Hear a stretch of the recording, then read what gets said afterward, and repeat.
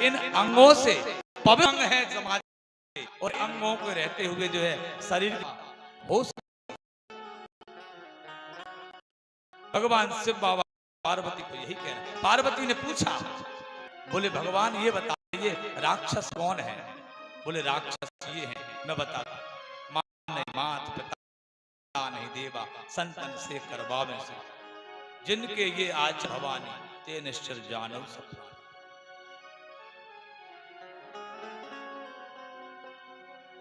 सब राक्षस। तो फिर क्या करना है? यदा यदा यधर्मस्य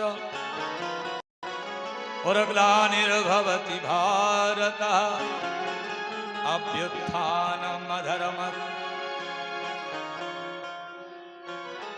जब अधर्म के प्रति लोगों में रुचि बढ़ जाए और धर्म के प्रति लोगों में रुचि समाप्त हो जाए, तो समझ लीजिए कि राक्षसी युग आ चुका है। राक्षसी युग का ये पहचान है।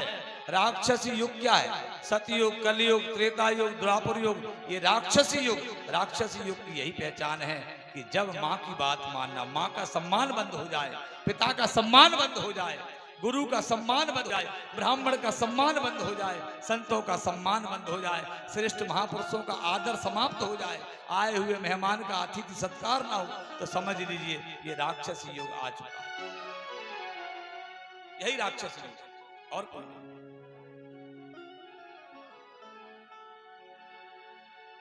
पृथ्वी कंपायमान होने लगी, पृथ्वी कांपने लगी। कारण कि रावण के बल के बारे में बताया है कि चलत दसानन डोलत अवनी, गर्जत गर्भ श्रवई सुर रजनी। जब पाप पृथ्वी पर हो जाता है तो पृथ्वी डोलने लग जाती है। रावण कौन है? रावण पाप का प्रतीक है। रावण अहंकार का एक स्वरूप है। जब अहंकार बढ़ जाता है व्यक्ति के अंदर, अभिमान बढ़ जाता है, तो पृथ्वी जो है डोलने लग जाती है। पृथ्वी ने गाय का रूप धारण किया। हमारे समाज में गाय को माता कहा जाता है। हमारे समाज में पृथ्वी को माता कहा जाता है। माता का कितना बड़ा पद है। मां शब्द का जो पद है वो बहुत बड़ा पद है। इस पद से बड़ा सृष्टि का कोई पद नहीं है। भगवान भी इसी मां के द्वारा पैदा होता है। भगवान को भी अगर मृत्यु लोक में आना है तो उसे भी मां की आवश्यकता लगेगी। भगवान भी मां के बिना आ नहीं सकता। हम तो साधारण मनुष्य हैं। यहां गाय का रूप धारण किया पृथ्वी ने, और गाय का रूप धारण करके पृथ्वी जो है ब्रह्मा जी के पास पहुंच गई। देखिए गाय जो है, गाय को आप साधारण पशु न समझें। गाय कौन है पहले उसका परिचय समझें आप। पृष्ठे ब्रह्मा, पीठ पर कौन है गाय के? ब्रह्मा जी का स्थान है। पृष्ठे ब्रह्मा गले विष्णु, गले में कौन है? विष्णु का वास है गाय की। पृष्ठे ब्रह्मा गले विष्णु, मुखे रुद्रा समाश्रितः, मुख में रुद्र हैं। शिव नहीं, रुद्र। रुद्र क्यों बताया है? क्योंकि रुद्र असंख्य हैं, तो जो दांत उसके हैं इनको रुद्र का रूप दिया गया है। क्योंकि जितने बड़े दांत हैं इतने बड़े रुद्र बनाते हैं आप लोग। जब आप शंकर भगवान का पार्थिव पूजन करते हैं इतने ही बड़े बनाते हैं आप। तो उनके गाय के आप दांतों को दांत मत मानिए। तो दांत क्या है? तो पृष्ठे ब्रह्मा गले विष्णु, मुखे रुद्रा प्रतिष्ठिता, मध्य देवगणा सर्वे, रोम कूपे महर्षया। जो गाय के शरीर में रोम है वो सारे के सारे रोम ऋषि मुनि हैं। इन सारे ऋषि मुनियों ने गाय के शरीर में रोम का रूप धारण किया हुआ है। पृष्ठे ब्रह्मा गले विष्णु, मुखे रुद्रा प्रतिष्ठितः, मध्य देवगणा सर्वे, रोम कूपेर महान सया। और पूंछ क्या है गाय की, पूंछ पर ध्यान देंगे। हाँ, नागा पुक्षे, शेषनाग का वास पूंछ में है। नागा पुक्षे स्फुराग्रेसु ये चास्तो कुल पर्वता, जो चारों खुर हैं ये 4 पर्वत हैं। और गाय के मूत्र में क्या है, गंगा का वास है। मूत्रे गंगादयो नद्या नेत्रयो शशि भास्कर, दोनों नेत्र हैं, सूर्य और चंद्रमा का वास है गाय के में। ये नियस्यास्तनो वेदा साधेनु बिरदास्तुमय। इसलिए गाय कौन है, वेद का स्वरूप गाय है। एक गाय का पूजन करने से आपको वो सारे पुण्य और फल प्राप्त हो जाते हैं जिनके लिए शास्त्रों ने निर्देश किया। तीर्थ विस्नानेषु, तीर्थ जाने का फल गाय का पूजन करने से, स्नान करने का फल गाय का पूजन करने से, और व्रत करने का फल गाय के पूजन से, ब्राह्मण का भोजन कराने का फल गाय के पूजन से। तीर्थ विस्नानेषु यत पुण्ययत पुण्य विप्रभोजने यत पुण्यम च महादानयेत पुण्यम हरिसेवने।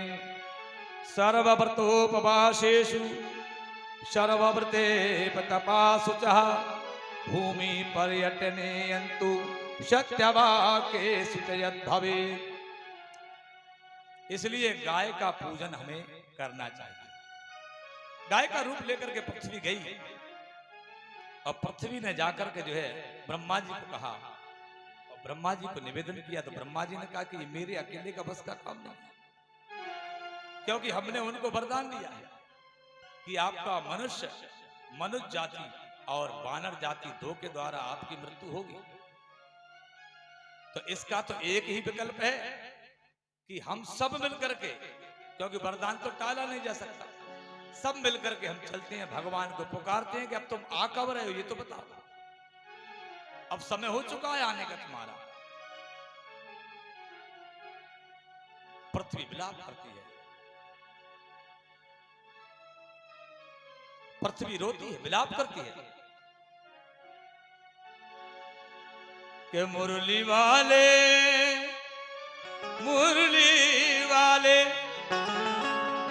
मुरली वाले ये क्या हो रहा है,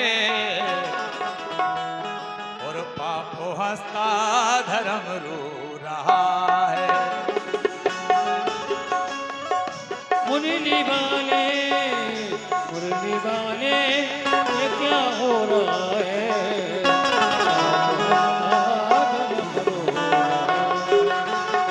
मुरली वाले ये क्या हो रहा है, पापो हंसता धर्म रो रहा है। ओ मुरली वाले ये क्या हो रहा है, पापो हंसता धर्म रो रहा है। सत्यवादी सत्यवादी सत्यवादी हुए आज झूठे, और पुण्य जग में खत्म हो रहा है। हो सत्यवादी हुए आज झूठे, पुण्य जग में खत्म हो रहा है।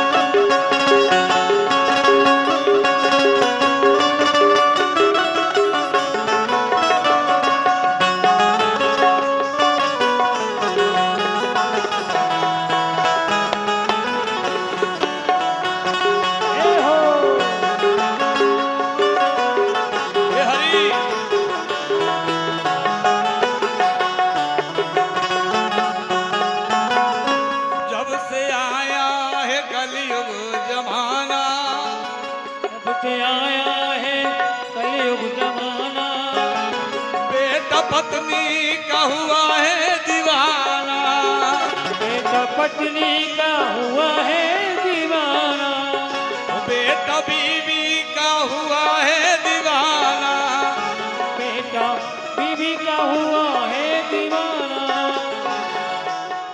ये आज दुनिया, ये आज दुनिया, ये आज दुनिया में क्या हो रहा है, पाप धर्म रो रहा है।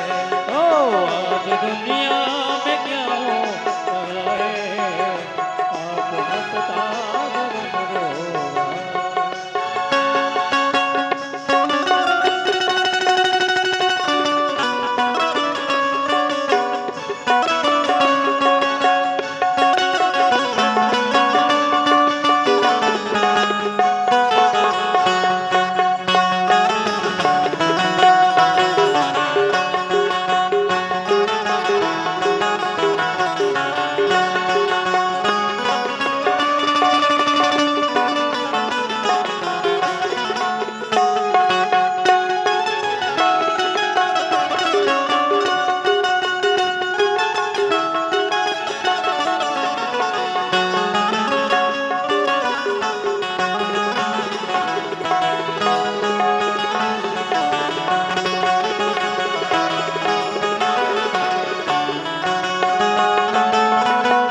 और कोई माता पिता को न माने, कोई माता पिता को न माने, कोई माता पिता को न माने, वो कोई माता पिता को न माने, कोई भाई बहन को न माने, कोई भाई बहन को न माने, कोई भाई बहन को न माने।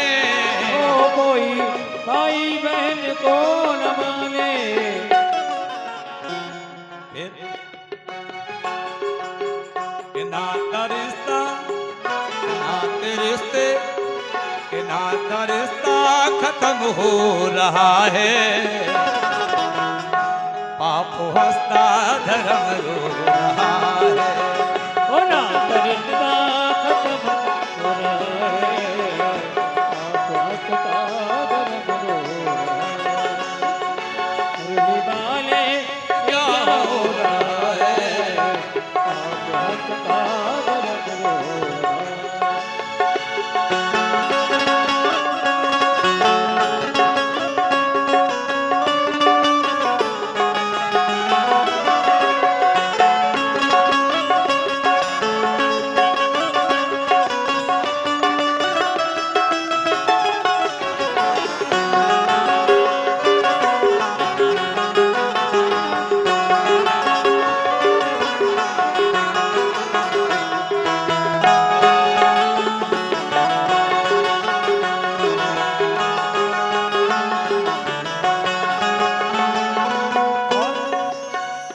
पेट भर गए, पेट भर गए, भरी नहीं पेटी, बेरी बाबुल ने बेची है बेटी। पेट भर गए भरी नहीं है पेटी, बेटी बाबुल ने बेरी ने बेटी। पेट भर गए, पेट तो भर गए, लेकिन पेटी नहीं भर रही है। तो पेट भर गए भरी नहीं पेटी, बेरी बाबुल ने बेची है बेटी। जय हो। फिर कैसा पानी, कैसा पानी ग्रहण हो रहा है, पाप हंसता अधर्म रो रहा है। ओ कैसा पानी ग्रहण हो रहा है, आप हंसता धर्म रो रहा है।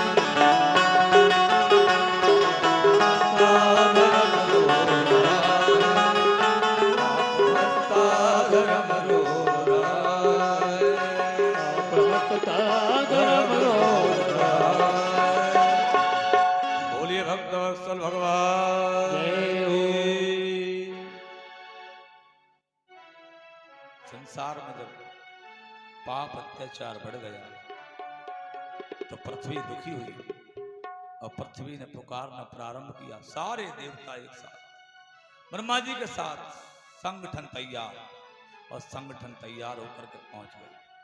विचारणीय प्रश्न है, बहुत गंभीरता का विषय है कि देवताओं को यह पता नहीं है कि भगवान रहते कहां है। रामायण कह रही, मैं नहीं कह रहा हूं। देवताओं को यह पता नहीं है कि भगवान रहते कहां है। बैठे सुर सब कर ही विचारा। क्या कर रहे हैं? विचार। बोले यार भगवान मिलेंगे कहां है, कहां अपन हम आ तो गए इकट्ठे होकर के, अब ये तो बताओ भगवान है कहां। आने से क्या हुआ?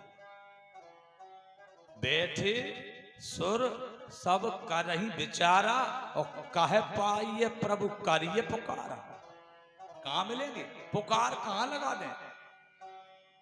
तो फिर बोले कोई एक व्यक्ति बोला उसमें से, बोले भैया बैकुंठ में सुना मैंने भगवान बैकुंठ में रहते हैं। पुर बैकुंठ जान कह कोई एक बोला, उसने कहा बैकुंठ में मिलते हैं भगवान। अच्छा, और तब तक दूसरा बोल गया, को बैकुंठ पुर बैकुंठ जान कह कोई, और को कह पाए निधि बस प्रभु सोई। एक ने कहा कि नहीं नहीं तुम फालतू बात मत करो यार, बैकुंठ में कहां रहते हैं भगवान? तो वहां रहते हैं क्षीर सागर में, पय नदी माने दूध के समुद्र में, वहां रहते भगवान। बैकुंठ में कहां बोलने लगे? भगवान शिव कह रहे हैं पार्वती से, देवी मैं बिल्कुल चुपचाप हूं, मैंने कोई बात नहीं की। शास्त्र से सूत्र निकल कर आया क्या? बोले अधिक लोग जब बोल रहे हो तो समझदार व्यक्ति को मौन बैठना चाहिए। पार्वती ने पूछा तुम क्यों नहीं बोले? बोले जब इतने सारे लोग बोल रहे हैं मैं क्या भाटे बोलूं, मैं क्या बोलूं, कैसे बोलूं? एक कह रहा बैकुंठ में, एक कह रहा क्षीर सागर में, एक ने कहा साकेत धाम में, एक ने कहा बैकुंठ लोक में, एक कह रहा गौलोक धाम में। इनको यही पता नहीं है भगवान रहता कहां है। कि हम तो रहते हैं सबके दिलों में, कि हम तो रहते हैं सबके दिलों में, और ढूंढने की जरूरत नहीं है। और हम तो रहते हैं सबके दिलों में, ढूंढने की जरूरत नहीं। हम तो रहते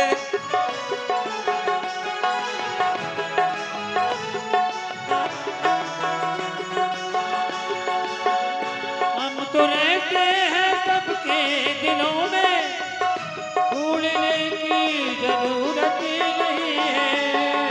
हम तो रहते हैं सबके दिलों में, ढूंढने की जरूरत नहीं है। ढूंढने की जरूरत नहीं है। मेरे सांवले मेरे राम जी तुम्हारा ये जलवा।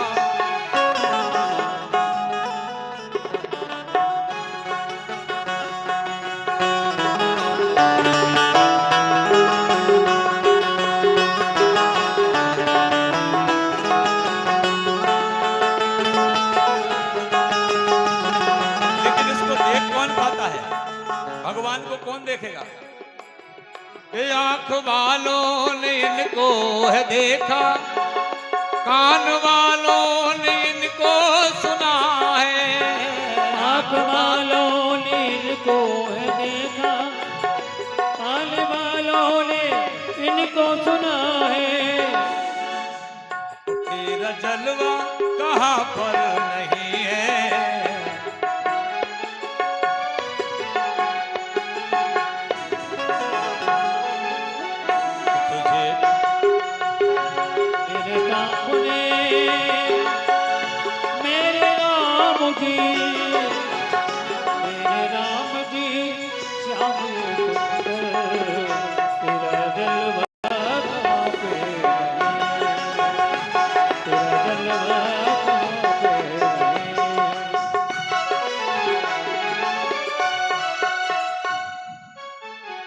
बाबा ने कहा देवी जी मैं बिल्कुल चुप बैठा, मैंने बिल्कुल नहीं बोला। एक ने कहा क्षीर सागर, एक ने कहा बैकुंठ, एक ने कहा साकेत धाम, एक ने कहा गौलोक धाम।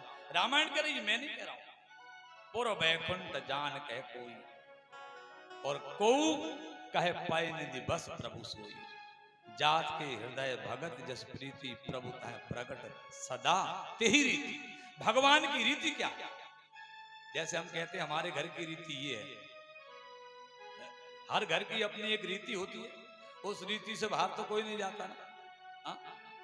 हमारे घर में बहू आएगी तो उसके दोनों हाथ दरवाजे पर लगना है, ये रीति है। तो ये भगवान की कुल रीति है। तो कुल रीति क्या है भगवान की? भगवान की कुल रीति है कि जो प्रेम करेगा भगवान उसको मिल जाते हैं, और जो प्रेम नहीं करता है भगवान उसके पास में भी नहीं जाता। ये भगवान की कुल रीति है। भगवान से बाबा ने कहा देवी में भई था, तो फिर बोले तुम नहीं बोले? बोले मैं नहीं बोला। बोले कब बोले तुम? बोले जब सब चुप हो गए।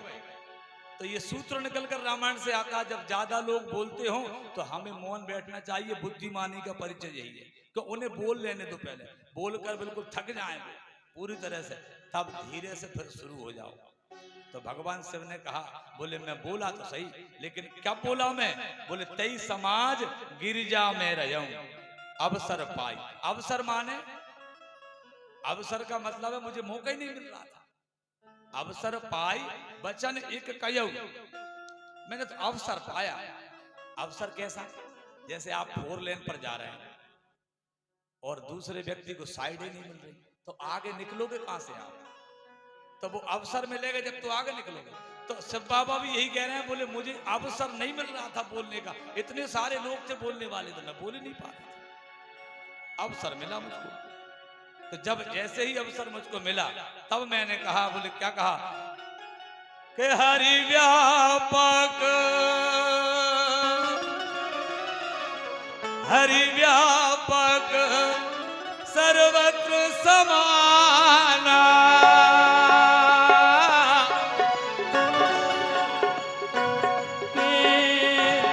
हरि व्यापक सर्वत्र समाना,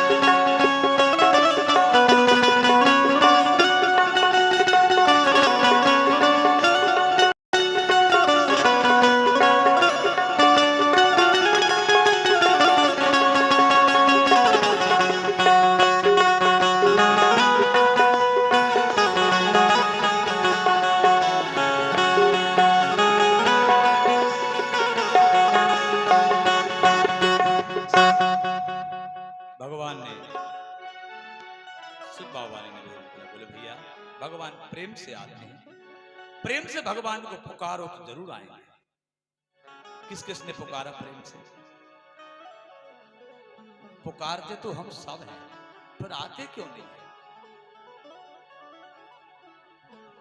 बात इतनी सी है, पुकारते सब, ऐसा तो कोई है ही नहीं जो भगवान को पुकारता ना हो। सब पुकारता, भगवान को ना मानता हो ऐसा भी कोई नहीं है। आप सोचिए कसाई की दुकान में भी जाएंगे तो वहां भी जो है आपको अगरबत्ती मिलेगी, इसका मतलब मानता तो वो भी भगवान। बोलिए संत भगवान की जय। संतन के संग लाग रे ओ तेरी अच्छी बनेगी, संतन के संग लाग रे तेरी अच्छी बनेगी, बनेगी तेरी बिगड़ी बनेगी, अच्छी बनेगी तेरी बिगड़ी बनेगी। राम चरण अनुराग तेरी अच्छे बनेगी, दास के तो लाग रे तेरी अच्छी बनेगी।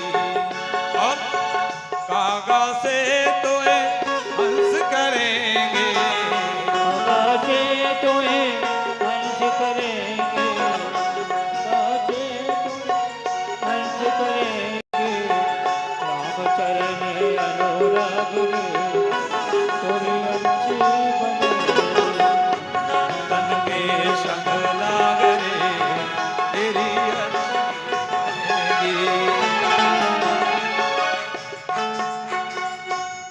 बोली शंकर भगवान की जय हो, संत भगवान जय हो। ये हमारा सौभाग्य नहीं, परम सौभाग्य है। हाँ, कि ये संतों का दर्शन होना,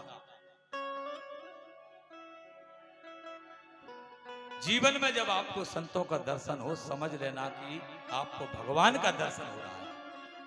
क्योंकि भगवान का रूप, संत का रूप एक जैसा है। भगवान का जीवन और संत का जीवन एक जैसा है। आज हमारी कथा में संत भगवान का आगमन हुआ है। बोली संत भगवान की। भगवान ने निवेदन किया, सारे देवता पुकार रहे हैं भगवान को। सारे देवता जब पुकार प्रारंभ की और पुकार के बाद भगवान ने जब पुकार को सुना,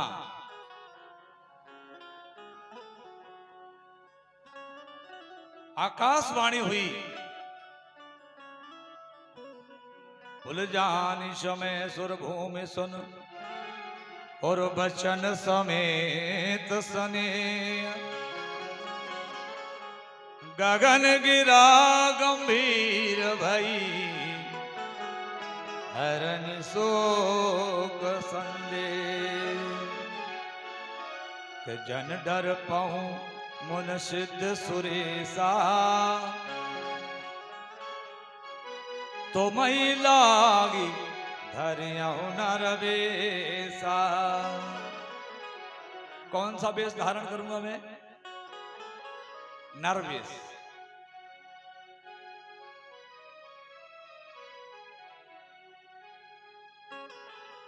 अनसन सहित लेहू अवतारा, मैं अंशों के साथ, क्योंकि मनु महाराज ने ब्रह्म को पुत्र बनाने का निवेदन किया है, लेकिन ब्रह्म 4 जगह बट करके आएंगे। ब्रह्मा विष्णु महेश ये तीनों भी जो है साथ में आएंगे। अनसन सहित मनुज अवतारा और ले आऊं दिनकर वंश उदारा। सूर्य कुल में भगवान कौन से कुल में आए? सूर्य कुल में। रघुवंश तो तब हुआ है ये जब राजा रघु की राज्य में जाकर के स्थापना, रघु, ये सूर्य वंश है। ये दिनकर वंश उदारा, दिनकर माने सूर्य, ले आऊं दिनकर वंश उदारा, सूर्य वंश में आऊंगा। क्योंकि वंश 2 ही है, सूर्य और चंद्रमा। चंद्र वंश में भगवान कृष्ण आए, सूर्य वंश में राम जी आते हैं।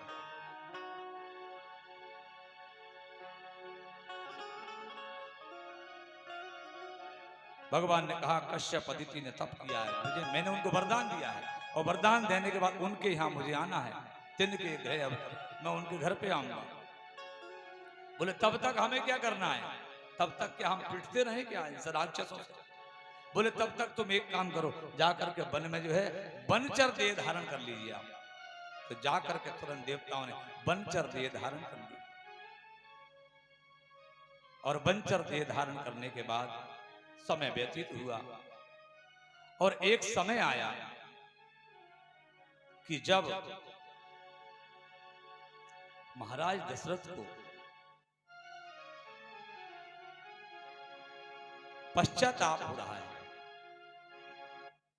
क्योंकि मनु महाराज को वरदान दिया था कि आप जाकर अयोध्या के राजा बनेंगे महाराज दशरथ। तो यहाँ दशरथ जी के रूप में महाराज राजा बन चुके हैं, स्थापना हो गई है, लेकिन 60,000 वर्ष व्यतीत हो चुके हैं आयु के। अब विचार करने का प्रश्न है, बड़ा गंभीर विषय है, कि जब 1,00,000 वर्ष की आयु हुआ करती थी, तब 60,000 वर्ष की आयु में व्यक्ति वृद्ध माना जाता था। आज 100 वर्ष की आयु है तो 60 वर्ष में व्यक्ति वृद्ध माना जाएगा।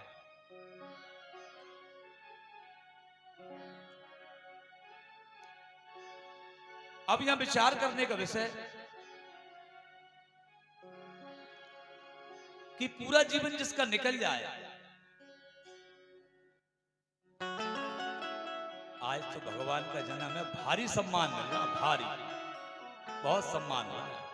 दो दो तो टोपी आ गई हमारे पास और दो दुपट्टे हो गए, ये तीसरा दुपट्टा। हे भगवान, अरे गजब।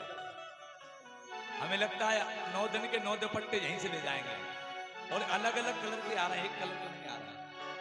प्रार्थना सुनिए श्री भगवान, क्या बात है? प्रार्थना सुनिए श्री भगवान, कीजिए जन जन का कल्याण, कीजिए जन जन का कल्याण, प्रार्थना सुनिए श्री भगवान, प्रार्थना सुनिए श्री भगवान।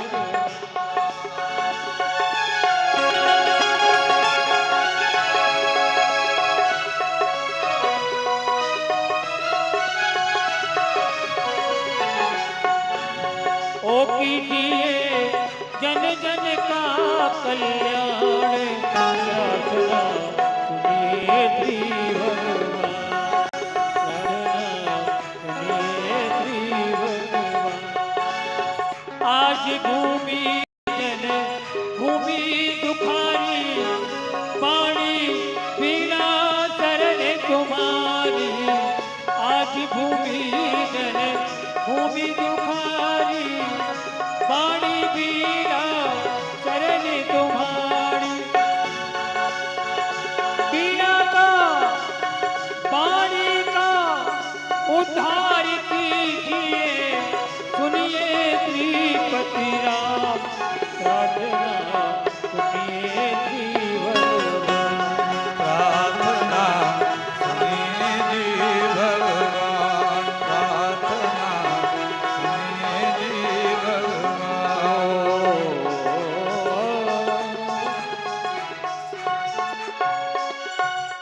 बोलिए भक्त वत्सल भगवान की। आज महाराज दशरथ जी सिंहासन पर बैठे हैं और मन में विचार आया कि हमें अभी तक कोई पुत्र नहीं हुआ।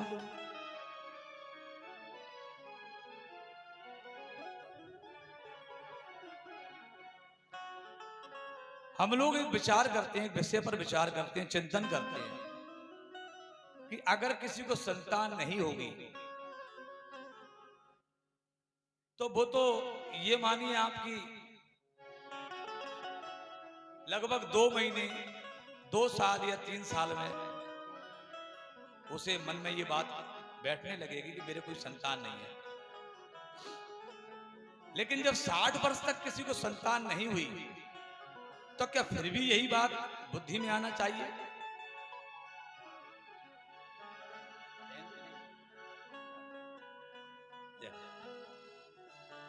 क्या करना और क्या? देखो अब ये हाथरस है, हमारे चंद्रमोहन जी सोनी जी ने पहले ही कह दिया था कि यहाँ हाथरस में बहुत सम्मान मिलता है, तो क्या करेंगे, तो लेना पड़ेगा। हाँ।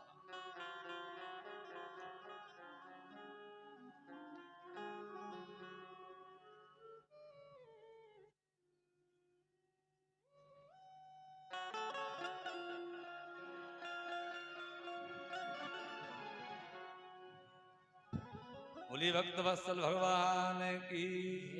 चलिए कथा में लौटे वापस हम।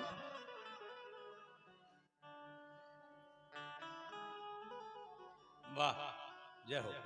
बोलिए राजा रामचंद्र भगवान जय हो। आज राम जी आने वाले हैं इसलिए ये सब हो रहा है, और क्या। आज राजा राम आएंगे, राम जी का जन्म है ना आज, तो इसलिए जो है होना चाहिए ये सब। बोलिए भक्त वत्सल भगवान जय हो। तो महाराज दशरथ जी आज 60,000 वर्ष के हो चुके हैं, और 60,000 वर्ष की आयु में जाकर के उनको ये ज्ञान हुआ कि मेरे कोई संतान नहीं है। क्या ये बात हमारे और आपके किसी के समझ में आ रही है क्या?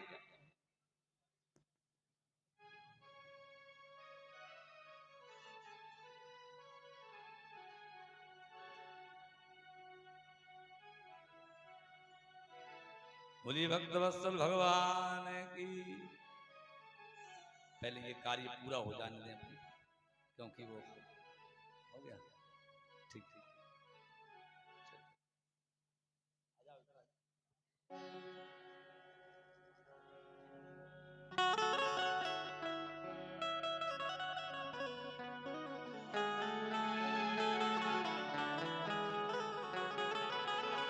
बोलिए भक्तवत्सल भगवान की।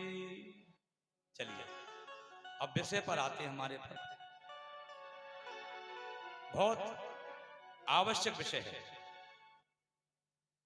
60,000 वर्ष की आयु, लेकिन अभी तक महाराज दशरथ जी को यह ज्ञान नहीं हुआ कि मेरे कोई संतान नहीं। पूरी रामायण में कहीं भी ये वर्णन नहीं आया कि जीवन में कभी भी उनको ये मन में आया कि मेरे कोई संतान नहीं है।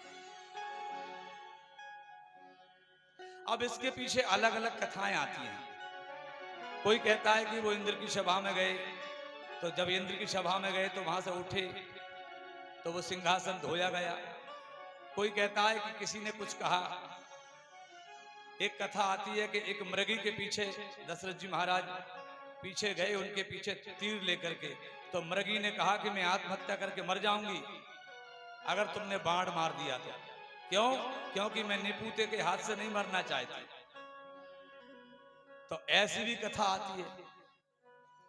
ऐसी लगभग 2-3 कथाएं ऐसी हैं जिसमें यह बात आती है कि महाराज दशरथ जी को गिलानी हुई। लेकिन मैं जहां तक समझ पाया हूं, मेरी अपनी बुद्धि में आदरणीय महाराज जी विराजमान है, क्योंकि अब मैं आधा हो गया हूं, आधा बल चला गया, मेरा कथा का आधा बल चला गया, महाराज जी आ गए। तो मेरी अपनी बुद्धि जो समझ में आई बात को, तो गिलानी शब्द को अगर हम पकड़ेंगे तो ये बात समझ में नहीं आ रही कि महाराज दशरथ जी को गिलानी क्या वास्तव में पुत्र के कारण हो रही थी क्या? मैं नहीं मानता इस बात, क्योंकि पुत्र के कारण गिलानी होने का तो प्रश्न ही नहीं उठता। जब महाराज को जो है श्राप लगा है श्रवण कुमार के माता पिता का कि तुम पुत्र वियोग में मरोगे, तो पुत्र वियोग में जब मरोगे तो ये तो पक्का बात है कि मरने से पहले पुत्र होगा। मरने से पहले पुत्र होगा तभी मरोगे, उससे पहले तुम नहीं मर सकते। तो फिर गिलानी का प्रश्न ही नहीं है। आज नहीं कल, मरने के 1 घंटे पहले हो जाएगा, लेकिन ये पक्की है मरोगे तुम तभी जब तुम्हारे पुत्र होगा। तो गिलानी मेरे समझ में नहीं आती। फिर गिलानी क्या बात? अच्छा, अगर हम चौपाई देखते हैं, एक बार भूपति मन मान, एक बार भूपति मन मान, एक बार भूपति मन माही, एक बार भूपति मन माही, एक बार भूपति मन माही।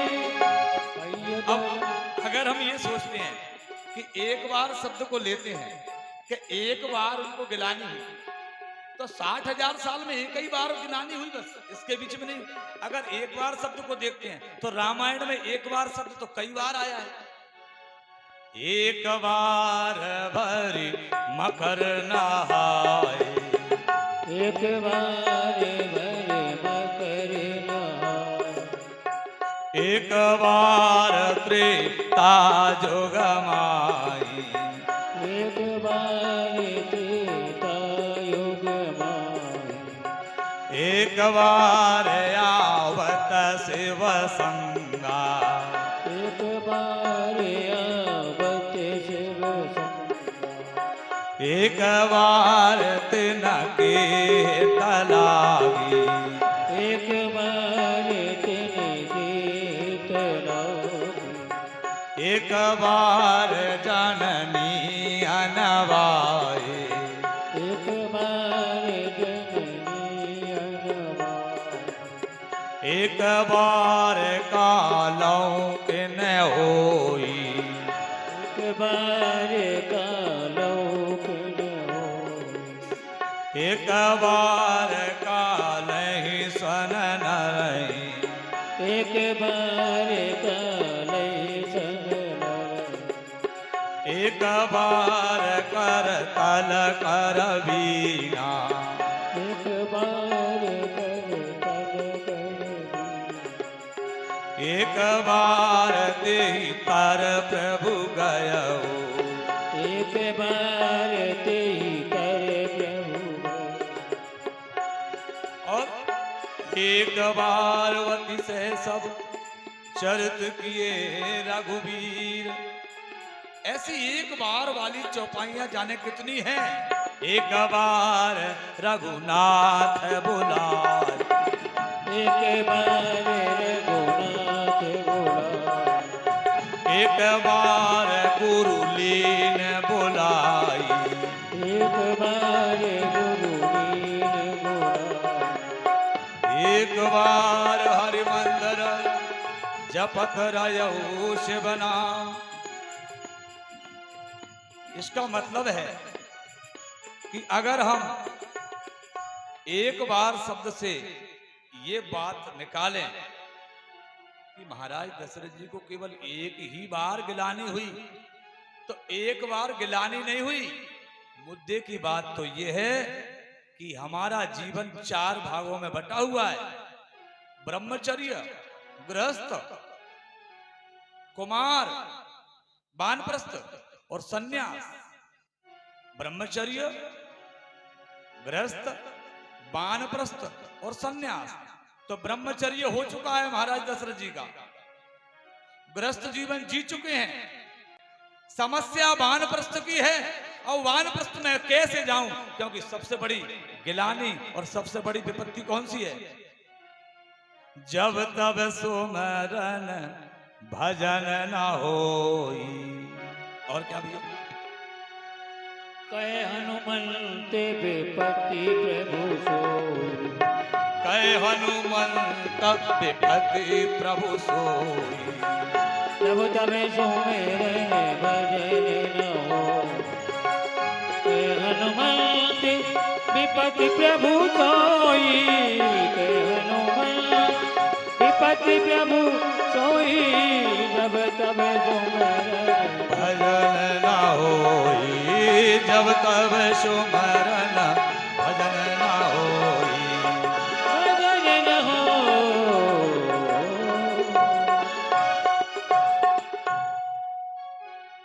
एक तो हमको डर लग रहा है कि हम विद्वानों की सभा में बैठे हैं, 2 विद्वान हमारे वहां बैठे हैं, संत भगवान बैठे हैं, और वो सब जितने हमारे पिता तुल्य बैठे हैं, ये सब ऐसे एजुकेटेड, रामायण के PhD किए हुए हैं। हमको डर अलग लगता है, हम कुछ कहें कि ऐसा ना हो कोई कह देती है महाराज, डर तो लगता है।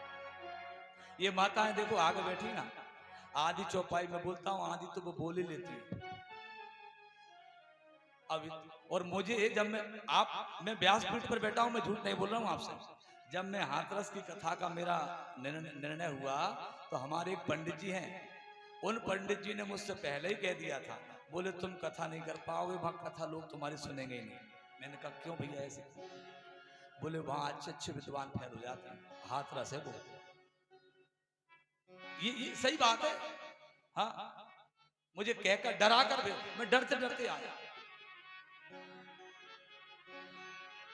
लेकिन धन्य है आप लोग, आपका मुझ पर बड़ा एहसान, आपका बड़ा आभार। मैं आभार व्यक्त करता हूं आपका कि आप इस कथा को शरीर के माध्यम से श्रवण कर रहे हैं, और मेरा पूरा प्रयास कथा को बुद्धि में बिठाने का है, बस और कुछ नहीं है। मुझे प्रभावशाली वक्ता नहीं बनना, और ना मैं ये भी नहीं चाहता हूं कि कोई ये कहे कि नहीं कुछ नहीं, बस एक साधारण सा मानव, एक साधारण सा आपका बेटा हूं आपके बीच में। मैं कोशिश कर रहा हूं कि आपको मैं अपनी कथा को बिठा पाऊं। तो मेरी बुद्धि जहां तक कहती है महाराज दशरथ जी का वानप्रस्थ का समय हो चुका है, और वानप्रस्थ का समय होने के लिए यही तो मनु शत्रुपा के जीवन में हुआ था। तब जो है बरबस राज सोताई नपदीना,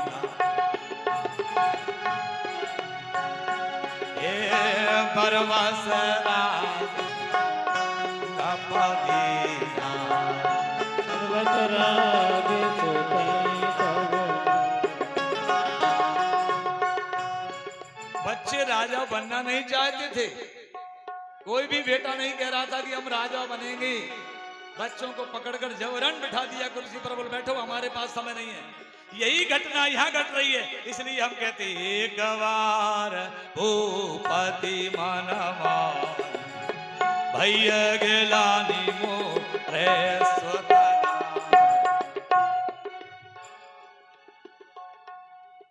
ये गिलानी है, पुत्र की गिलानी नहीं है, क्योंकि पुत्र तो निसंतान थोड़ी है महाराज दशरथ जी।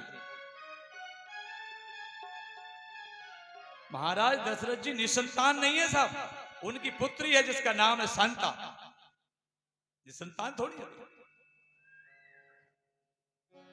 पुत्र नहीं है।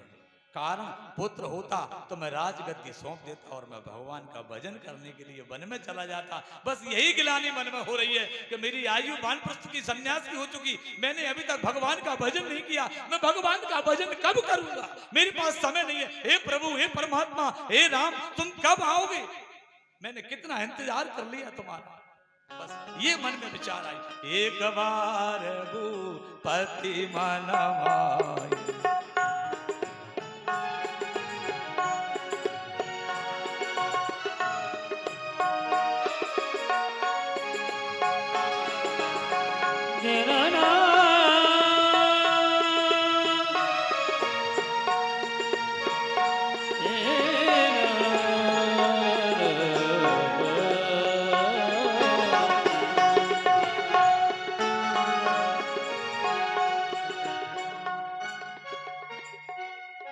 जब जीवन में ऐसा समय आ जाए, याद रखना आपको मैं सूत्र दे रहा हूं, ये रामायण का सूत्र है, रामचरितमानस का सूत्र है, मेरा व्यक्तिगत सूत्र नहीं है।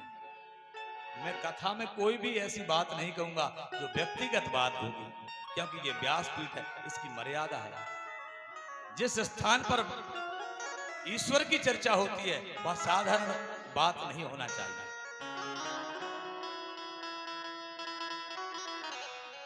गिलानी मन में केवल इसलिए कि मेरा कोई पुत्र नहीं, मैं संतान होती तो भगवान का भजन करने चला जाता। जब ऐसा जीवन में कभी समय आ जाए जब निर्णय नहीं कर पाए हम क्या करना चाहिए, तब क्या करना चाहिए, अरे गुरु ग्रह गया तो रता माही पाला,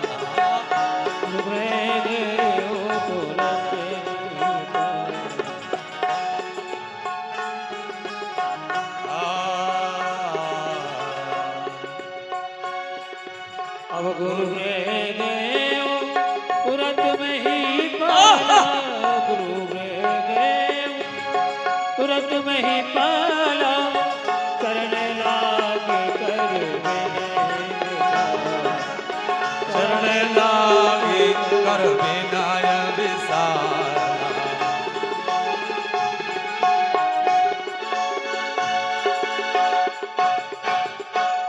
जब जीवन में ऐसा समय आए, कभी भी आपके जीवन में ऐसा आ जाए जब आप ये निर्णय ना कर पाए तब करना क्या चाहिए, करें क्या, तब शास्त्र हमको सूत्र दे रहा है कि गुरु के पास जाइए, और गुरु के पास, संतों के पास, ब्राह्मणों के पास जाकर के उनसे विनती करके पूछिए, चरणों में गिरकर पूछिए कि मैं क्या करूं, मुझे रास्ता बताइए। वो आपको रास्ता बताएंगे कि अब आपको ये करना चाहिए। जैसे ही गुरु के पास गए, अब गुरु से जाकर के विनती की, बोले सब सुख है, दुख केवल एक है, भगवान का भजन। मैं नहीं कहूंगा कि बेटे का दुख है, भगवान का भजन नहीं कर सकता, मैं भजन कैसे करूं, ये सिंहासन किसको दे जाऊं। धरऊं धीर होइए सुतचारी, त्रिभुवन विदित भगत भयहारी। बेटे होंगे, पक्का होगा, और मन में धारण कर लीजिए जिनको पुत्र नहीं, इस समय भगवान के चर्चा चल रही है, मन में सोच लीजिए 1 वर्ष के अंदर पुत्र होगा, मेरी गारंटी है। ये व्यासपीठ की गारंटी मेरी नहीं है, मेरी तरफ से नहीं है। धरऊं धीर होइए सुतचारी, त्रिभुवन विदित भगत भयहारी। बोले किस लिए होंगे, बोले तुम्हारे लिए नहीं होंगे पुत्र, तुम्हारे लिए नहीं। बोले क्यों, बोले तीनों लोगों में डरे हुए लोग, त्रिभुवन विदित भगत भयहारी। जितने भी तीनों लोग हैं, तीनों लोगों में देवता डर के मारे परेशान हैं, उनके भय को समाप्त करने के लिए आ रहे हैं, लेकिन माध्यम तुमको बनाने वाले हैं। तुम्हारे घर पर भगवान आएगा, भगवान तुम्हारे घर पैदा होगा। ये गुरु ने कहा, लेकिन कब होगा? श्रृंगी ऋषि वशिष्ठ बोला,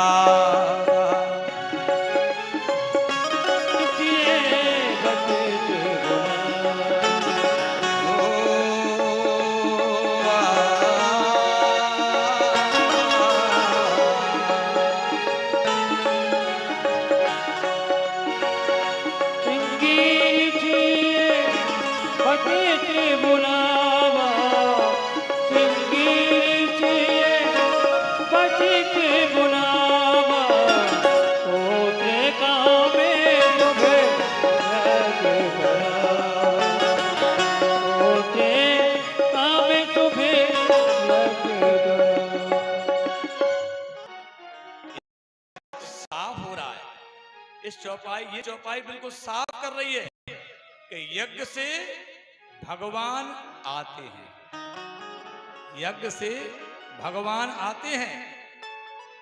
क्योंकि यज्ञ के लिए कहा है, बोले आप यज्ञ कराइए। जितनी भी जगह यज्ञ होते हैं, यज्ञ कौन है? यज्ञ साक्षात विष्णु का स्वरूप है। हमारे आदरणीय विद्वान बैठे हैं। यज्ञ अगर कोई कर रहा है, समझिए विष्णु के लिए भोजन दे रहा है, विष्णु का आह्वान है वो यज्ञ। बोले यज्ञ कराना, बोले किससे? बोले श्रृंगी ऋषि। श्रृंगी ऋषि कौन है? बोले विभांडक के पुत्र श्रृंगी ऋषि हैं।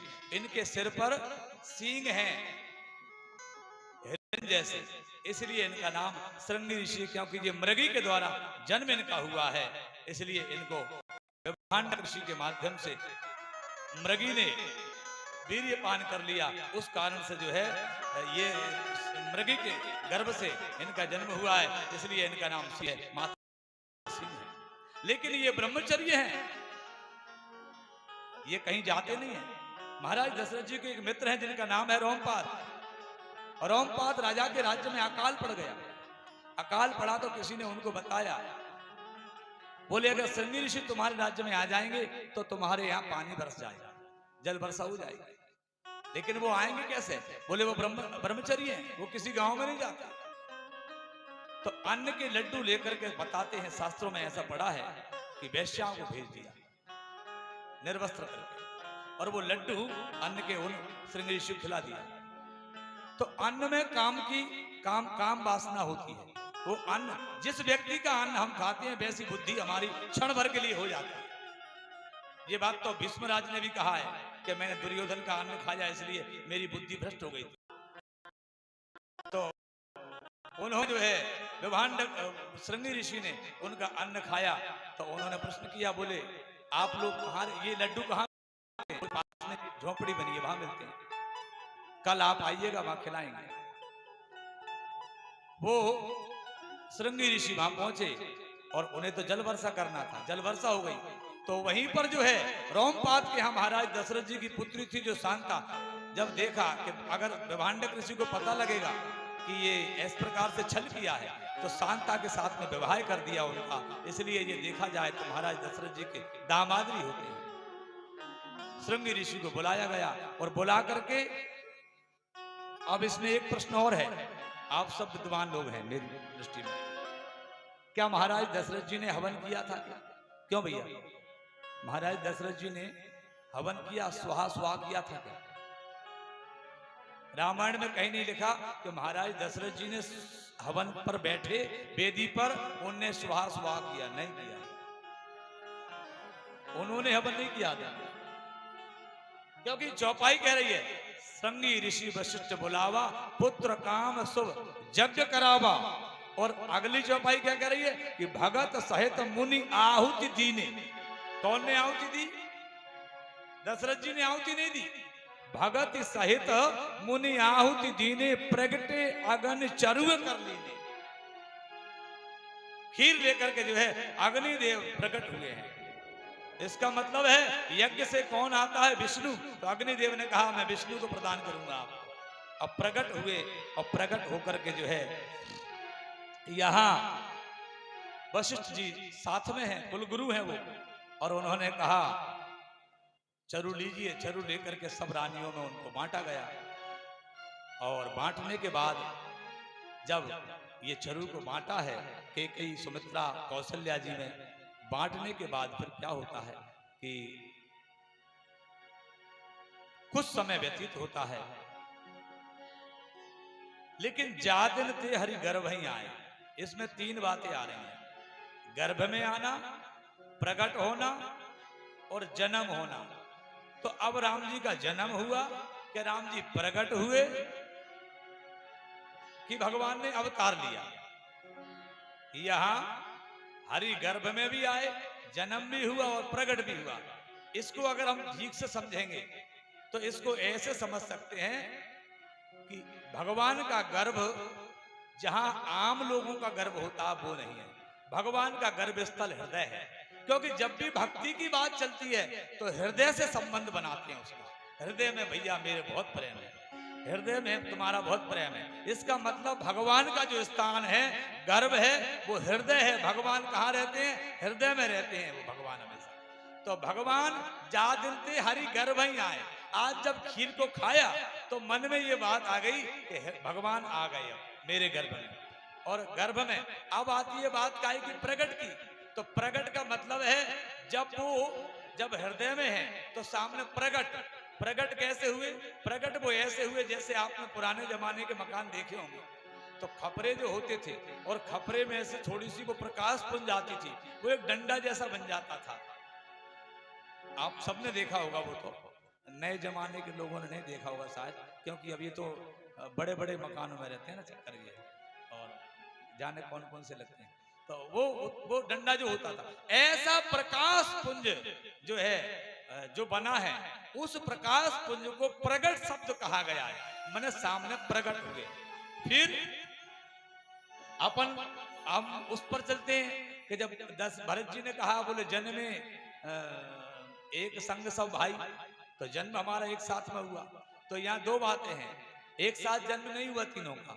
अगर तीनों का एक साथ जन्म होता तो मैं अगली चौपाइयों में आपको विस्तार करूंगा कि राम जी का जन्म 9वीं को हुआ है, और कुछ जन्म हमारे 10वीं को और 11 को, 2 दिन, ऐसे 3 दिन में चारों भाइयों के जन्म हुए। वाल्मीकि रामायण का प्रमाण है, मेरी तरफ से नहीं है, व्यक्तिगत की मैं अपनी तरफ से कहूं नहीं कहूंगा।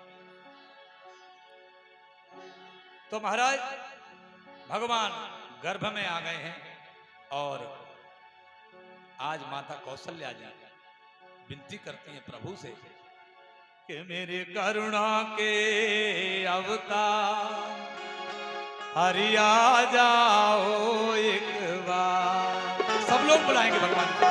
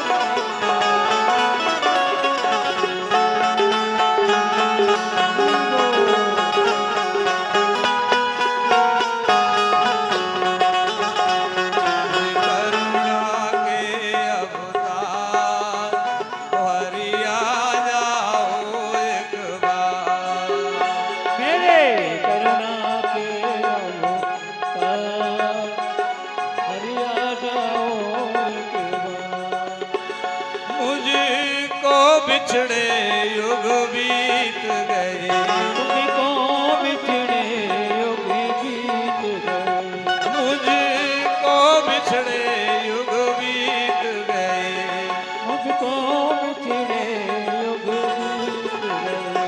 मैं हार गई तुम जीत गए, मैं हार गई तुम जीत गए, मैं हार गई तुम जीत गए, मैं हार गई तुम जीत गए। अब दर्शन दो सरकार, अब दर्शन दो सरकार, हरि आ जाओ एक बार।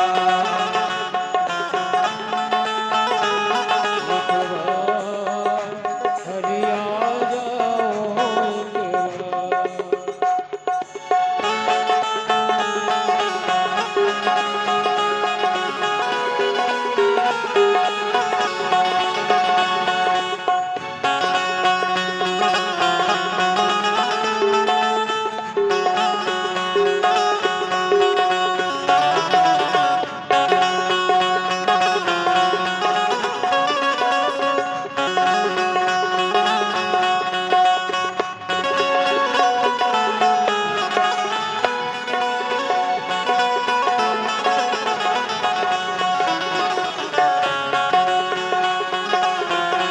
हरि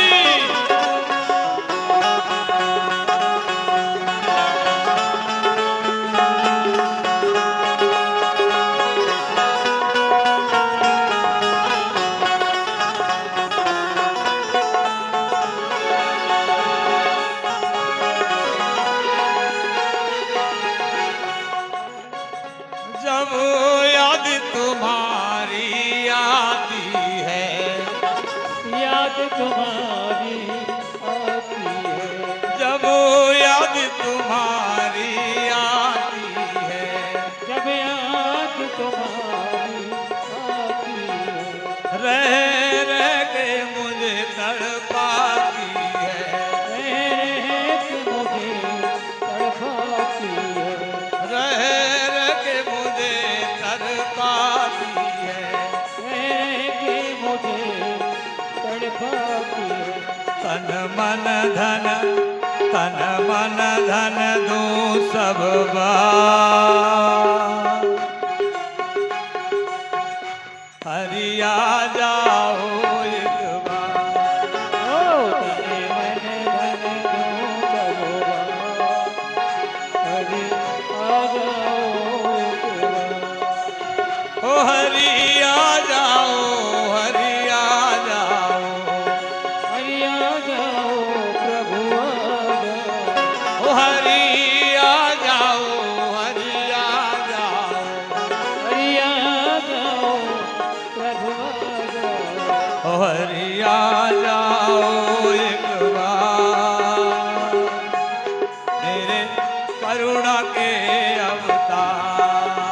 ओ हरि आ जाओ एक बार, मेरे करुणा के अवतार।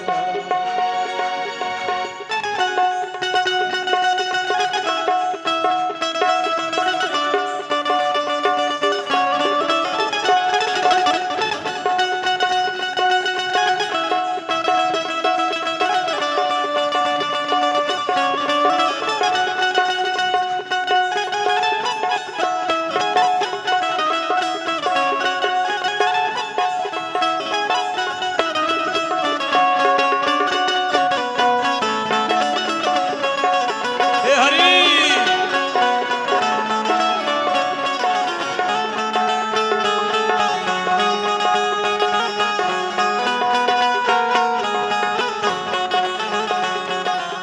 और लाखों को दरस दिखाया है, लाखों को दर्द दिखाया है, लाखों को दरस दिखाया है, लाखों को दर्द दिखाया है।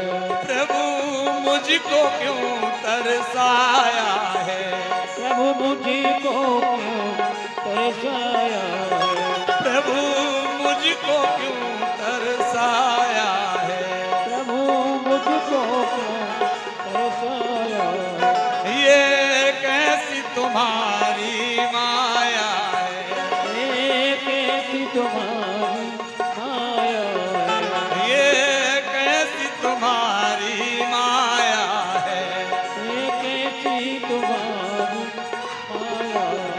नित बहती नित बहती नित बहती असुवन धार, हरि आजा ओ एक बार, होने बहती असुवन धार, हरि आ जाओ एक बार। आओ श्याम जी, ओ आओ श्याम जी, कन्हैया नंद लाल जी, मेरे प्राणों से प्यारे गोपाल जी, होता मुझे कन्हैया तेरा तेरे प्राणों के प्यारे, मेरे प्राणों से प्यारे गोपाल जी, मेरे प्राणों के प्यारे गोपाल जी, ओ मेरे प्राणों से प्यारे गोपाल जी, मेरे प्राणों के प्यारे गोपाल जी। ए आओ श्याम जी कन्हैया नंद लाल जी, मेरे प्राणों से प्यारे गोपाल जी, हे आओ श्याम जी कन्हैया तेरा तेरे प्राणों के प्यारे गोपाल जी। मैं राह न जानू प्रेम की, सावरिया चित जो दो ऐसा संकेत कछु, मेरा हो हृदय विभो, हे हो बहे अखियन रसधारा, के सब कलिमन हरन, नाम का मिले सहारा, नाम का मिले सहारा।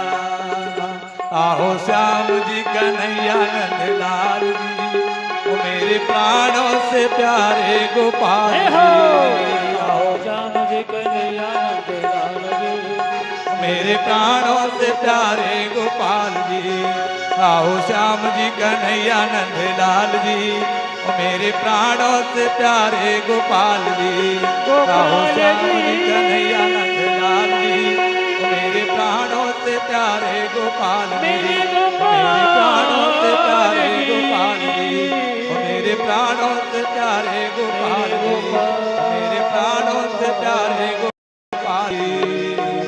जोग लगन ग्रहवार तिथि सकल भये अनुकूल, चरवर वचर हर्ष जुत राम जन्म कर मूल। भगवान जब आते हैं तो सारे पंचांग के 5 अंग होते हैं, ग्रह वार तिथि नक्षत्र योग 5। जब आप मुहूर्त खुवाते हैं तो 5 अंगों के कारण मुहूर्त दिखाई देता है, लेकिन आज 5 ही सम परिस्थितियों में है और भगवान का अवतार हो रहा है। तो क्या हो रहा है? कनौमी अतिथि मधुमा से पुनीता, नौमी तिथि मधुमा से पुनीता, हरि शुक्ल पक्ष अभिजित हरि पक्ष अभिजित हरिप्रीता, मध्य दिवसी अति मध्य दिवसी अति शीत लगा, बन काल लोके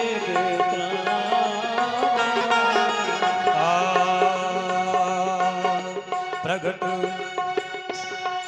भय प्रगट कृपाला दीन दयाल कौशल्या हितकारी, हर्षित महतारी मुन मन्याल अद्भुत रूप विचारी, लोचन अभिरामा तन घनश्याम निज आयुध भुज चारि भूषण बनमाला नयन विशाल शोभा सिंधु खरार कह कोई कर जोरी स्तुति को यही विधि करो अनंता काया गुण ज्ञानातीत अमान वेद पुराण भनन करुणा सुख सागर सब गुण गावे सुख ओम मृत लागी जन अनुराग भयो प्रकट श्री ब्रह्मांड निकाया निर्गत मान रोम रोम प्रतिवेद कहे हम और सोबासी यह उपहार सुनत धीर मन थिर न रहे उपजा चरित बहुत विद कीन कई कथा सुहाई मातु बुझाई जय प्रकार सुत प्रेम लय माता पुनि बोली सोमति डोल तजहु तात यह रूप कीजे शिशु लीलावती प्रिय शीला परम अनूप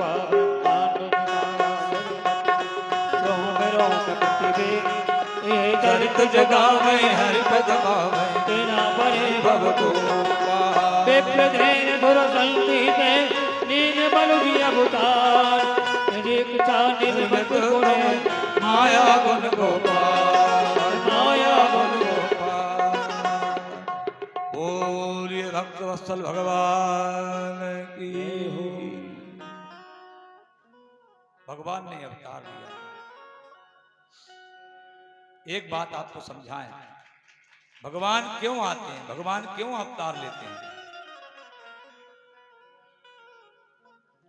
विप्रधेन सुर संत, चार समाज के ऐसी रीढ़ की हड्डियां हैं जिनको जब जो है दुराचारी अधर्मी विधर्मी जब इन चार हड्डियों को तोड़ देते हैं तो भगवान को आना पड़ता है साहब। विप्र ब्राह्मण, विप्रधेनु गाय, सुर देवता और संत, इन चार पर जब कष्ट हो जाता है तब भगवान अवतार लेते हैं। ऐसे मेरे परम कृपालु भगवान हैं।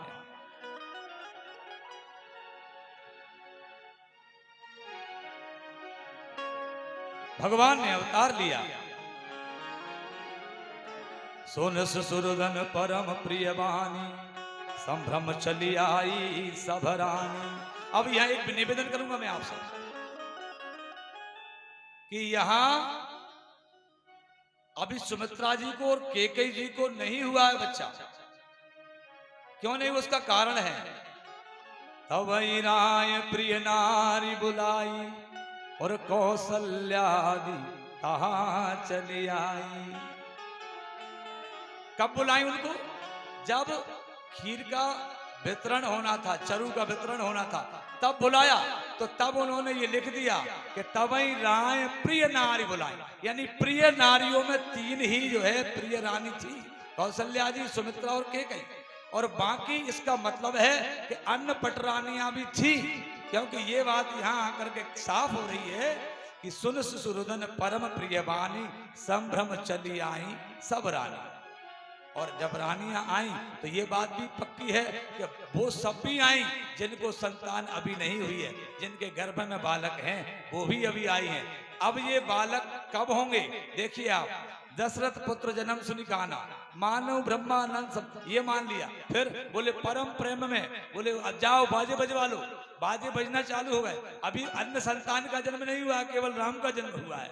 जाकर नाम सुन शुभ होई, यानी ये मेरे घर पर आ गए जिसके नाम सुनने से शुभ हो जाता है। फिर अब हो रहा है नांदी श्राद्ध। नांदी श्राद्ध श्राद्ध कर जात कर्म विधि की। अब आप विचार करेंगे कि नांदी श्राद्ध और जात कर्म कब होते हैं? जब नाल काटने की प्रक्रिया और जात कर्म और नांदी श्राद्ध, ये जो है संतान उत्पत्ति के समय। ऐसे लगभग 3 से 4 अवसर ऐसे हैं जब विवाह होता है तब भी नांदी श्राद्ध किया जाता है। तो ऐसे 3 से 4 अवसर आते हैं जब नांदी श्राद्ध होता है। तो नांदी श्राद्ध हो गया, क्योंकि ये कार्य नहीं होंगे तब तक आप दान नहीं कर सकते, क्योंकि सूतक का दान लेगा कौन? तो तब तक आप दान नहीं कर सकते। इसका मतलब ये सब हुआ तो फिर क्या होता है? वो वृंद वृंद चली, वृंद वृंद मिली चलिए लोग आई, सब जो है घर से अपने चल दी हैं। भगवान ने प्रार्थना की, बोले इसके बाद दान देना चालू हो गया। सर्वस दान दीन सबका। दान देने के बाद में अब चौपाई आई है कि केकई सुता सुमित्रा दो, यहां जन्म हुआ। इतना कार्य हो गया तब जाकर के जन्म, इससे साफ हो गया कि एक साथ इनके जन्म नहीं हुए हैं। तो फिर अब पूछ रहे हैं भक्त लोग, बोले प्रभु आप ये बताइए, आपने नवमी की तिथि का चुनाव किया, कारण क्या रहा उसका? तो 9 का अंक आप विचार करेंगे, 9 के अंक की विशेषता क्या है कि 9 के अंक को जब आप गुणा करेंगे और जोड़ेंगे तो वो 9 ही आएगा। 9 एकम 9 दूनी 8 और 1 9 तिया 7 और 2 9 चौका 36 6 और 3 9। यानी आप 9 का पहाड़ा पढ़ते जाइए, सारी मेहनत मुझसे मत करवाओ, कुछ तुम भी करो, है ना। 9 7 63 6 और 3 9 9 8 72 7 और 2 9 यानी 9। इसका मतलब है 9 के आगे शून्य है। भगवान ने 9 का अंक चुना। सारी तिथियों में सब तिथियां खड़ी हैं लाइन में आकर।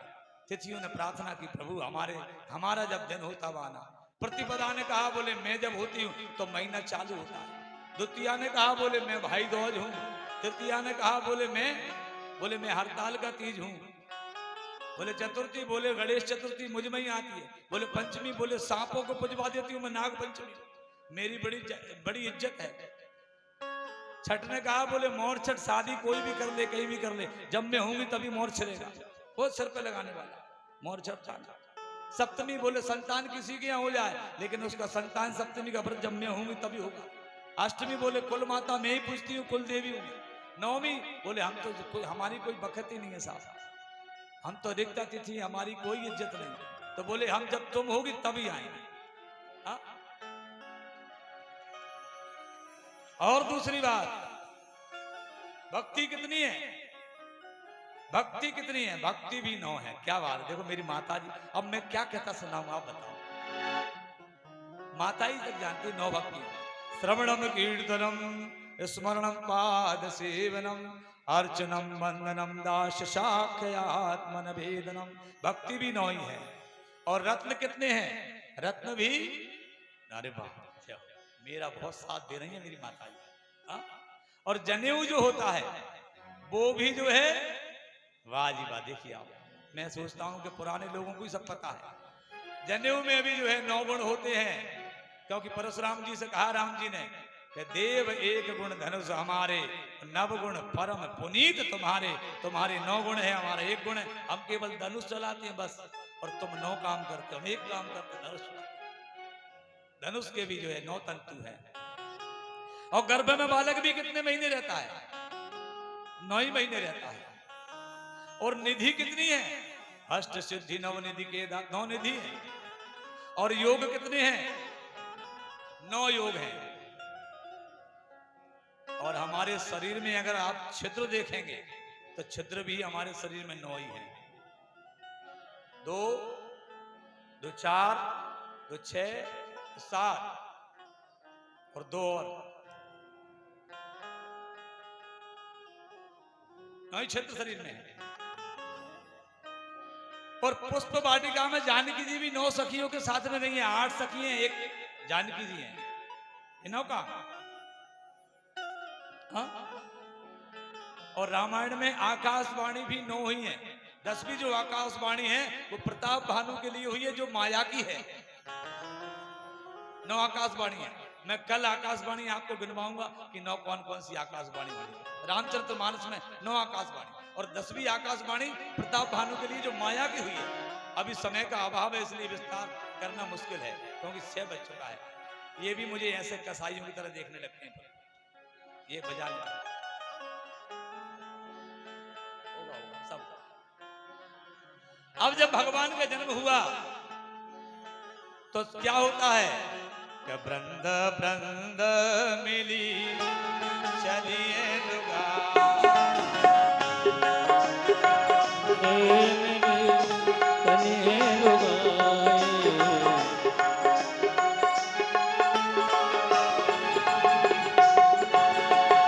सहज सिंगार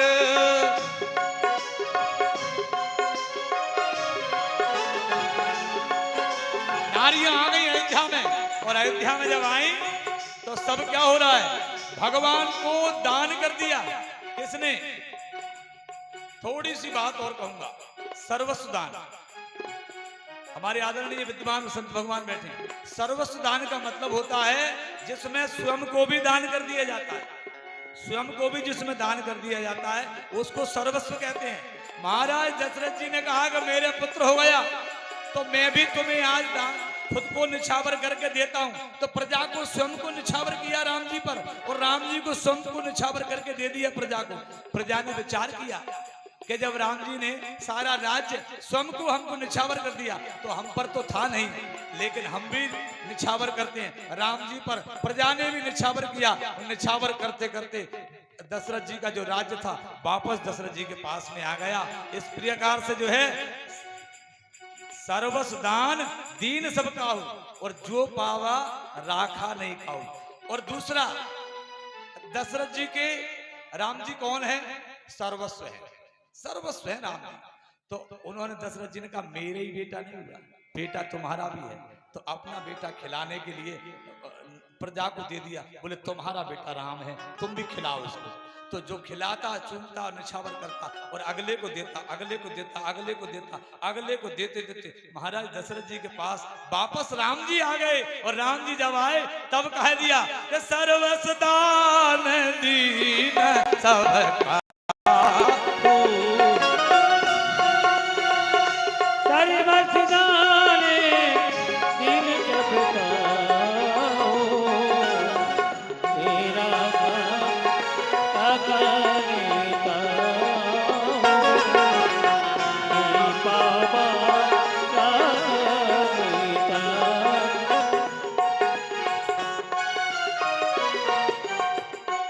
अयोध्या में ये मानिए आप उत्सव प्रारंभ हो गया। नगर की महिलाएं आई और नगर की महिलाएं कौशल्या जी से क्या कह रही हैं? लल्ला की सुन के मैं आई, लल्ला की सुन के मैं आई, कौशल्या मैया दे बधाई।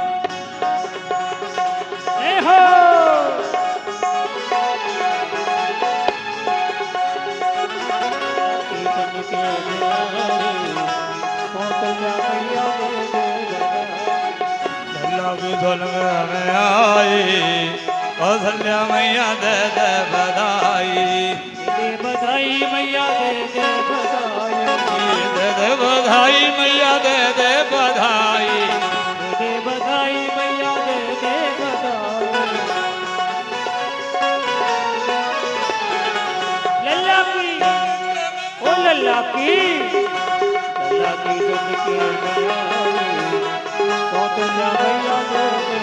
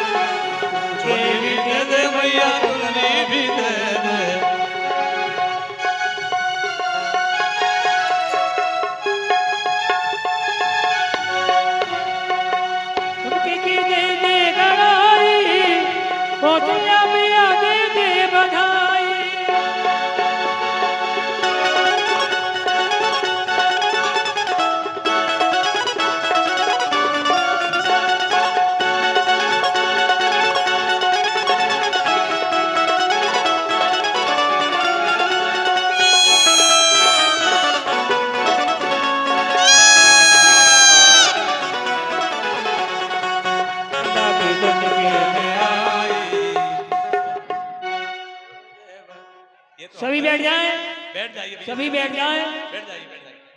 सभी अपनी जगह पे बैठ जाएं, फिर सुनाएंगे बधाई आपको।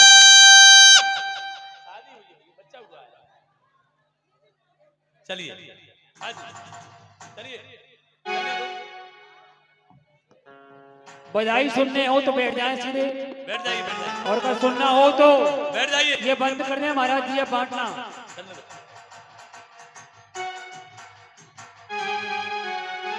चलिए लल्ला की सुन के मैं आई, कौशल्या मैया दे दे बधाई।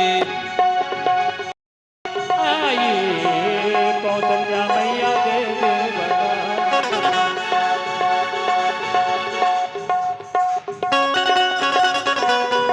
सब लोग नाचिए, गाइए। जय हो।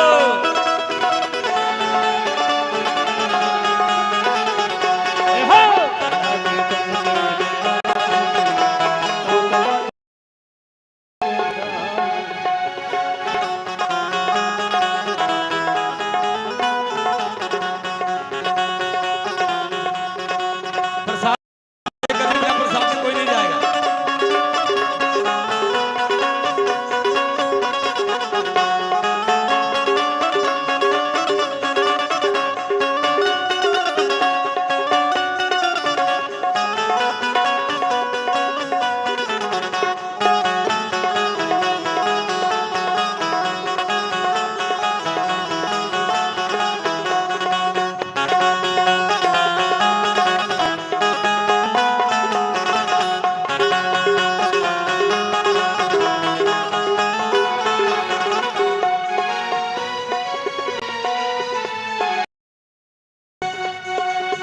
तू भी दे दे भैया पेड़ा भी दे दे, लड्डू भी दे दे मैया, पेड़ा भी दे दे।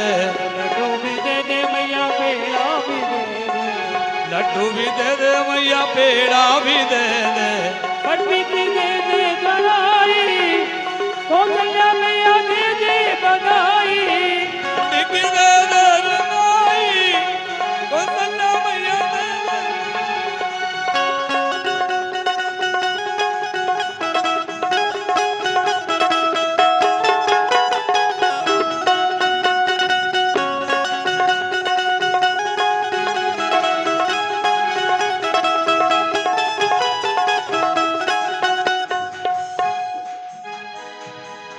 सब लोग थोड़ा सा नाच लें, आप लोग पीछे हट जाएंगे, जगह बन जाएगी, सब लोग अच्छे से नाच लेंगे। एक एक बार चक्कर लगा लीजिए, आपका सगुन हो जाएगा। भगवान के जन्म होने पर आपको नाचे आप। अभी प्रसाद मत दो, क्योंकि ये चले जाएंगे ये प्रसाद लेकर। अरे सौ सौ बारी बधाई लोगों, लाखों बारी बधाई। अगर चुके अंगना में बज रही आज बधाई।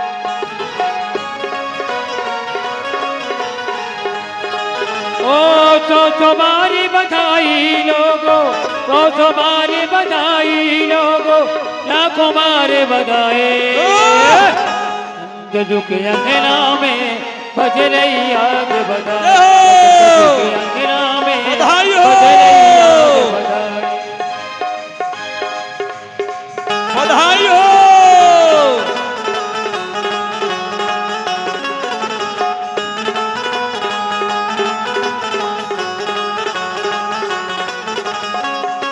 बधाई हो। जय हो। जय हो।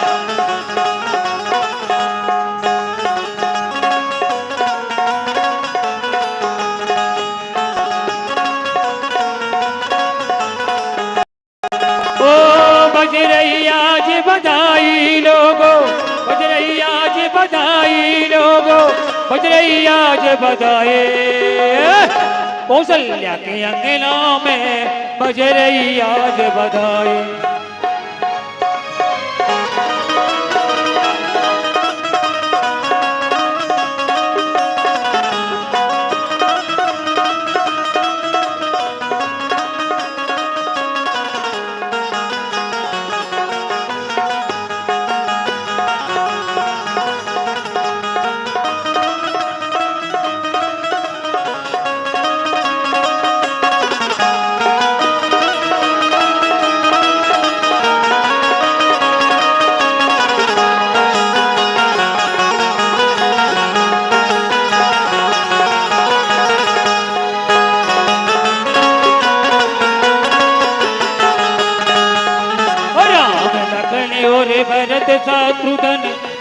में चारों भाई, राम लखन और भरत शत्रुघ्न वन में चारों भाई।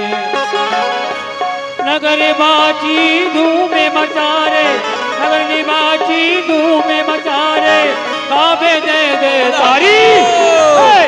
कौशल्या के अंगना में बजरैया जे बदन।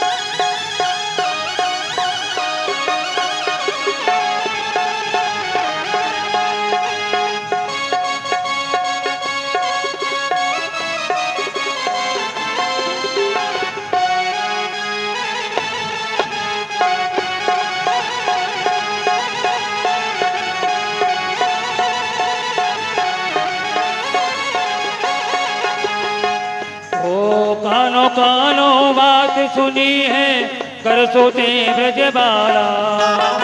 कानो कानो बात सुनी है कर सोते ब्रज बाला। ओ आज अयोध्या नगरी में, हाँ आज अयोध्या नगरी में दशरथ के हो गए लाला। कौशल्या के अंगना में बजरैया जे बदन।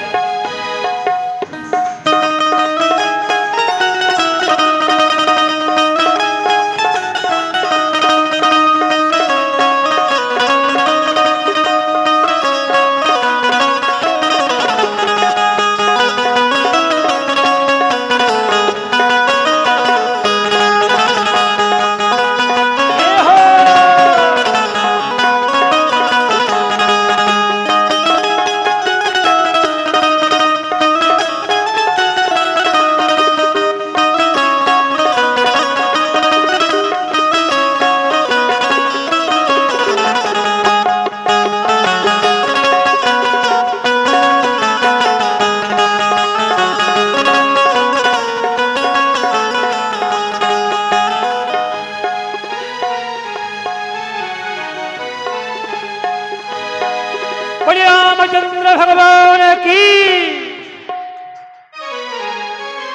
देखिए आप लोग नाचते तो है नहीं है, कोई भी नहीं नाचता, इधर से कोई नहीं नाच रहा, तो फिर आरती करें क्या करें?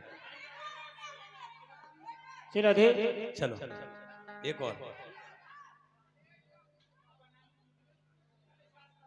बैठ जाओ तो पहले अच्छा एक काम करो, जब आप लोग बधाई बैठ गाएंगे। जाओ, बैठ जाओ थोड़ा सा, दो चार लोगों को नाच लेने दो, आप बैठेंगे थोड़ा अच्छा लगेगा, बैठ जाओ, देखने वाला भी थोड़ा सा बैठ जाइए। जो नहीं नाचे वो बैठ जाए, और वो नाचे वो खड़े रहे। जो नाचेंगे वो खड़े रहेंगे और जो नहीं नाच रहे हैं वो बैठ जाएंगे।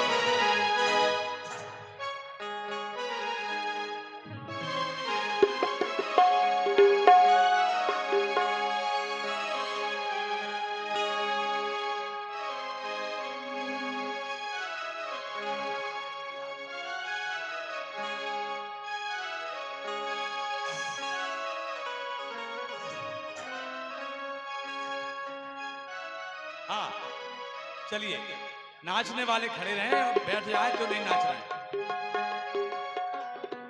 अवधि में घर घर बजती बधैया, अवधि में घर घर बजती बधैया।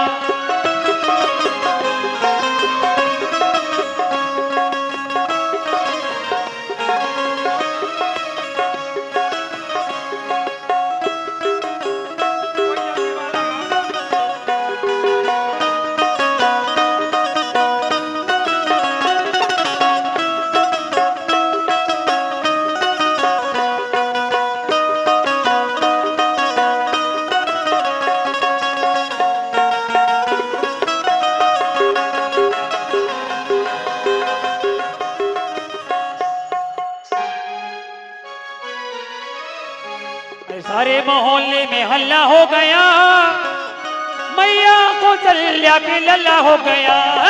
सारे मोहल्ले में हल्ला हो गया, मैया कौशल्या के लल्ला हो गया।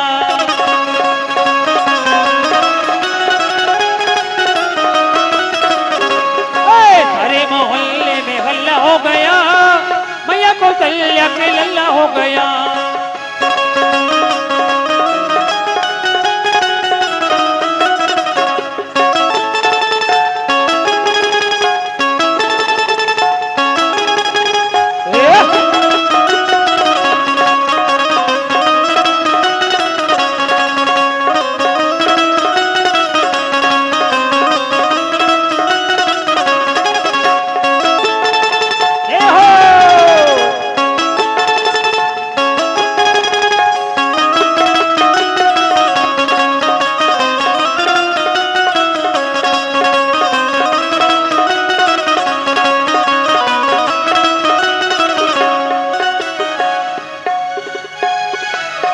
चमन रूप ने निकजरारे, चमन रूप ने निकजरारे,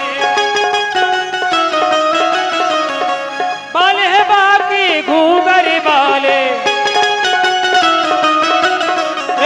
सारा मोहल्ला ने चल्ला हो गया, मैया कौशल्या के लल्ला हो गया।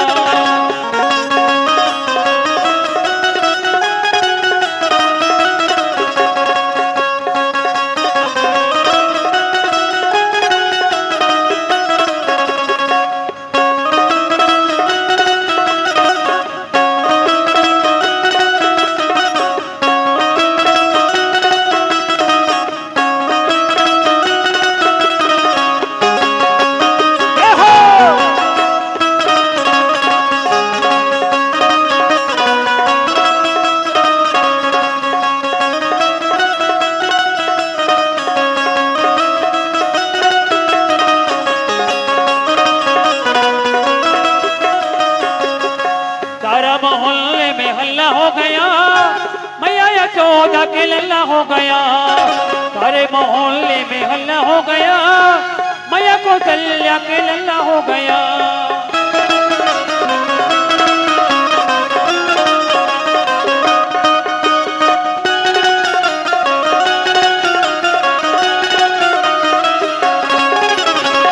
कानो कानो बात सुनी है, कानो कानो बात सुनी है, कानो कानो बात सुनी है। इसका मोहल्ला दीवाना हो गया, मैया यशोदा के लल्ला हो गया।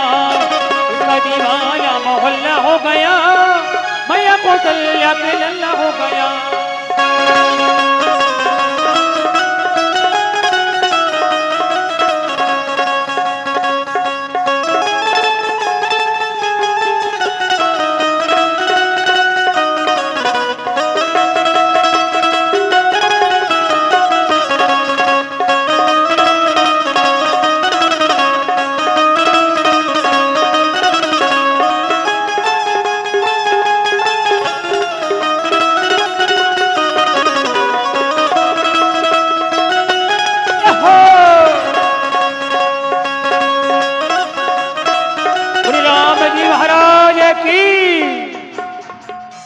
हमारे पंडित जी महाराज बधाई देंगे सबको।